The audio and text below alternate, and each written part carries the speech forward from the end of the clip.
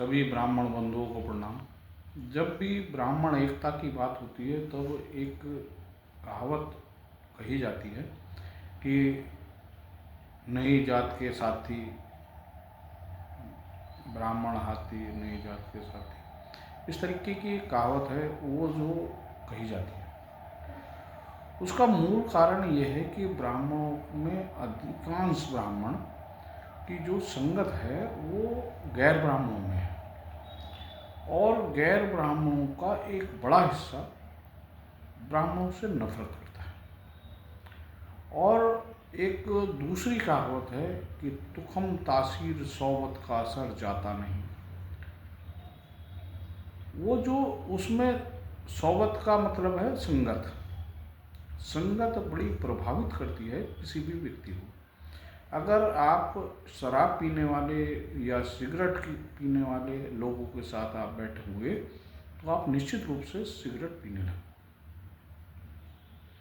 ये सोबत का असर है और इसी तरीके से बहुत सी आपकी मानसिकता पर प्रभाव डालती हैं सभी सोसाइटी की जो गतिविधियां हैं। जो लोग ब्राह्मणों से नफरत करते हैं, जब ब्राह्मण उन सोसाइटी में बैठता है तब जो उसकी मानसिकता भी ब्राह्मण विरोधी हो जाती है, क्योंकि वो खुद अगर विश्लेषण भी करे कि क्यों नफरत करता है तो उसे कारण नहीं पता कि ब्राह्मणों से क्यों नफरत करता है। और ब्राह्मणों ने कभी इस बात को स्वीकार नहीं किया कि संगत के कारण ब्राह्मणों में आपसी मतभेद हैं या भेदभाव। उनका कोई मूल कारण है नहीं। किसी भी ब्राह्मण से ब्राह्मण की का कोई विवाद हो या ना हो, लेकिन अगर कोई गैर ब्राह्मण कहेगा कि साहब ये के आपके खिलाफ कंप्लेंट करेगा तो उसके साथ 10 ब्राह्मण खड़े हो जाएंगे, क्योंकि उनके मन में भी आपके प्रति नफरत है। और जो भी ब्राह्मण संगठन हो या सभाएं हों या ब्राह्मण मुखिया हों या स्वयंभू ब्राह्मण शिरोमणि हो, उन लोगों ने इस बात को नहीं कहा कि संगत के असर के कारण ब्राह्मण एक दूसरे से भेदभाव रखता है, मतभेद रखता है और उसका कोई बेसिक आधार नहीं है। और अगर वो संगत को बदले, वो ब्राह्मणों में बैठना शुरू हो, तब जो उसकी जो सोच है वो पॉजिटिव हो जाएगी और ब्राह्मणों में एकता कायम हो जाएगी।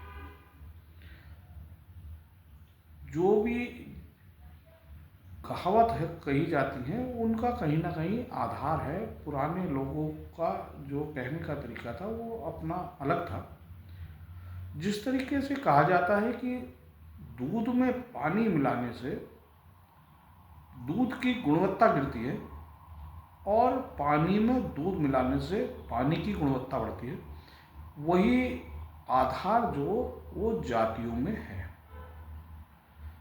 जो जातियां अपना आप को कम आंकती हैं या कम मानती हैं, दूसरे को श्रेष्ठ मानती हैं, वो श्रेष्ठ की बात कोशिश करती हैं कि इसमें कहीं ना कहीं हम शामिल हो जाएं। इसीलिए बहुत से लोग हैं जिनकी मानसिकता घटिया है, वो जो रोटी बेटी की बात करते हैं, वो अपना गुणवत्ता नहीं सुधारना चाहते। वो अपना आप को कम मानते हैं तो वो ज़्यादा पाने की कोशिश करते हैं। लोग वह कहते हैं कि साहब जो पॉलिटिकल लोग हैं वो जो एकता की बात करते हैं या जाति विहीन समाज की बात करते हैं, उनका केवल राजनीतिक उद्देश्य है सत्ता पाना और वे उन्हें का एक बड़ा गठजोड़ बनाना चाहते हैं जो जाति विहीन समाज की बात करते हैं और वो उन सभी का वोट पाना चाहते हैं। वो राष्ट्रवाद की बात भी इसीलिए करते हैं क्योंकि वो उनका वोट पाना चाहते हैं।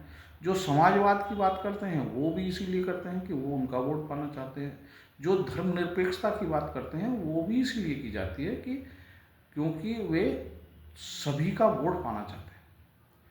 जितना वोट ज़्यादा होगा, वोट प्रतिशत ज़्यादा उनको मिलेगा, उतनी ही उनकी सरकार बनने की, सरकार में पहुंचने की संभावनाएं ज़्यादा होंगी। ब्राह्मणों को ये बात समझनी चाहिए। ब्राह्मणों की संख्या जो पूरे देश में जितनी भी जातियां हैं, एक जाति के रूप में सबसे ज़्यादा जो संख्या है वो ब्राह्मणों की ही है। ब्राह्मणों में से बहुत से जो उसके वर्ग हैं वो ओबीसी में शामिल कर दिए गए, जो अपना आप को ब्राह्मण मानते हैं वो भी उसमें शामिल कर दिए गए। लेकिन क्योंकि अब वे ओबीसी का लाभ लेते हैं, इसलिए वो ब्राह्मण वाली मानसिकता उनके अंदर नहीं है। आप ये देखिए, उन्हें ओबीसी में शामिल केवल इसलिए किया गया क्योंकि वे जो ब्राह्मणों की संख्या बल को कम करना चाहते थे। उसके बावजूद भी उत्तर प्रदेश में जो आज भी 17% ब्राह्मण है वोटर, और आज भी वो सत्ता आने में की काबिलियत हासिल है उसके पास, और उसके पास आंकड़ा भी है। इसीलिए उसे तोड़ने की कोशिश की जाती रहती है। और ब्राह्मण समाज से नफरत का एक मुख्य कारण जो ये है कि जो पॉलिटिकल पार्टियां ब्राह्मणों से भय खाती हैं संख्या बल के आधार पर, वोट प्रतिशत के आधार पर, वो जो एक नरेटिव गढ़ती हैं और ब्राह्मणों को कमज़ोर करने की कोशिश करती हैं। ब्राह्मण के साथ बैठकर अगर शास्त्रार्थ करेगा, बात करेगा, चर्चा करेगा, अपने विचारों का आदान प्रदान करेगा, तो उससे ब्राह्मणों की जो स्थिति में बदलाव आएगा, उसकी मानसिकता में बदलाव आएगा। वो नफरत करना छोड़ देगा, वो सच के और करीब जाएगा। लेकिन इस बात को हमें एक उसका कहीं भी किसी भी संगठन में बातचीत में इन मुद्दों को रखना होगा। हमें बताना होगा कि जो ब्राह्मणों में भेदभाव का या नफरत का मूल कारण जो है उनकी संगत का प्रभाव है। कुछ लोग कहते हैं कि साहब जो कर्मकांड कराने वाले ब्राह्मण हैं या पूजा पाठ कराने वाले ब्राह्मण कहे जाते हैं या पुरोहित समाज कहा जाता है, उनके जो वे हैं, मतलब यजमान कहो या जो कस्टमर कह दो एक व्यापारिक भाषा में, वो गैर ब्राह्मण है। इसलिए वो जो गैर ब्राह्मणों की भाषा का प्रयोग करते हैं या उनकी मानसिकता का प्रयोग करते हैं, उसमें बहुत से लोगों का ये भी कहना है कि जैसा खाएं अन्न वैसा हो मन। अगर वो नफरत करने वाले लोगों का अन्न खाते हैं तो वो उनके अंदर भी ब्राह्मणों के प्रति नफरत पैदा हो जाती है। मूल कारण ये है कि हम अपने समाज के लोगों के साथ बैठे, उनके साथ बातचीत करें कि हम मतलब बुद्धिजीवी होने के बावजूद हम पतन के रास्ते मुहाने पर कैसे आ गए, क्या कारण? जो बिजनेस वाला एक माइंडसेट है कि कस्टमर हैं जो भी पूजा पाठ करा रहे हैं, तो आप देखिए एक व्यापारी है, चाहे वो वैश्य समाज से हो या किसी और समाज से हो, उस पर कोई फर्क नहीं पड़ता कि उसका कस्टमर कौन है, और कितना भी वो जातिवादी हो जाए, जिन लोगों को उससे सामान खरीदना है खरीदेंगे।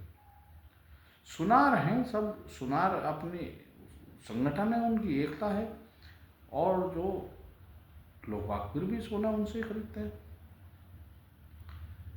जो दूसरे कम्युनिटी के लोग हैं वो सब उन्हीं से, जो भी कुम्हार हैं तो कुम्हार से ही बर्तन खरीदा जाएगा। ये सब एक सिस्टम है।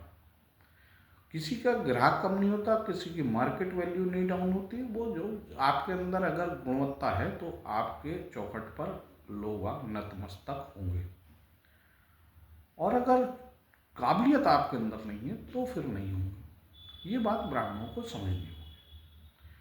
ब्राह्मण संगत बदल कर देख लें, आपके अंदर बदलाव आ जाएगा। बहुत सी जो कुरीतियाँ, जो जैसे नशाखोरी है कि जो वृत्ति है, वो जो ब्राह्मणों के अंदर आ गई, या नफरत की जो एक भावना है ब्राह्मण के प्रति, वो जो उसके अंदर आ गई। आप संगत सोसाइटी बदल के देखिए और आपको पता चलेगा कि जो आपके अंदर कुरीति आ गई थी वो दूर हो जाएगी। ये बीमारी है, इसका इलाज जरूरी है, और इलाज के लिए आपको जो ऐसे लोगों का अनुसरण करना होगा जो इसका उपाय बताते हैं। उपाय है कि आप अपनी जो आपकी संगत है, जो भी सोसाइटी है आपकी, जहाँ भी आप उठ बैठते हैं, उसे बदलाव कर कर देखिए। ब्राह्मण हो, ब्राह्मण के साथ बैठिए, आपस में चर्चा कीजिए, उत्थान कैसे हो। हमारे जो बच्चे हैं, नस्लें हैं आने वाली, उनके लिए हम निष्कंटक मार्ग कैसे तैयार कर दें, उनके लिए जो सरकारी ऐसी नीतियाँ कैसे बनवा दें जिससे कि वो एक निर्भय और निष्कंटक जीवन व्यतीत कर सके। आगे फिर मिलेंगे, फिर बात होगी। जय हिंद, जय भारत, जय संविधान।